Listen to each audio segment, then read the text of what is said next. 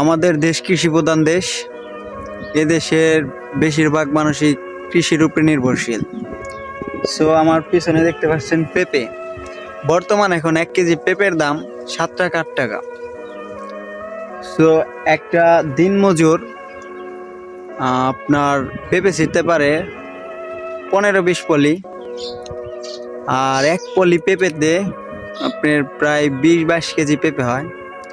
So আপনার 1 পলি পেঁপে বিক্রি করলে আপনার টাকা আসে প্রায় 150 টাকার মতো। তো 1 পলি পেঁপে 150 টাকা বিক্রি হলে একটা পলির দাম 10 টাকা, গাড়ি ভাড়া যাতায়াত খরচ 10 টাকা, থাকে 130 টাকা।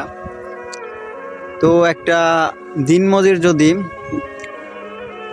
আপনার 15 পলি কিংবা 20 পলি পেঁপে ছিঁড়ে, তাহলে প্রায় 1500 বা 1600 টাকা কৃষক পায়।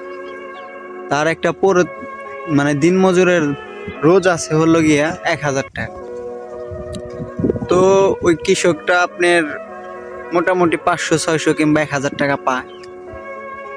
তো এই অবস্থা থেকেও কৃষক তার কৃষিকাজ বাদ দেয় না, অথচ সরকারি চাকরিজীবী বলেন কিংবা অন্য চাকরিজীবী বলেন, তাদের যদি কোনো কারণে যদি বেতন একটু কম হয় তো সে চাকরি ছেড়ে চলে যায়, কিংবা তারা রাস্তায় অবরোধ করে যে আমাদের বেতন বাড়াও।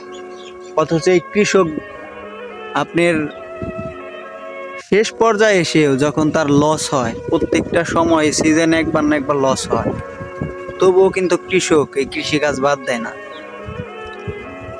বাংলাদেশ কৃষি প্রধান দেশ, আদিম পেশাই হচ্ছে কৃষি, তবুও কিন্তু কৃষক আজ পর্যন্ত দেখি নাই, আমাদের এই বয়স পর্যন্ত দেখি নাই কোন কৃষক রাজপথে নেমে তারা মিছিল করছে।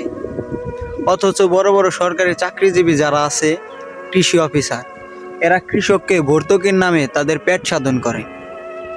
কৃষক কিন্তু কখনোই কৃষিকাজ বাদ দেয়নি। 1 মণ ধানের দাম 1400 টাকা 1200 টাকা, তবুও কৃষক ধান কিন্তু চাষ করা বাদ দেয়নি।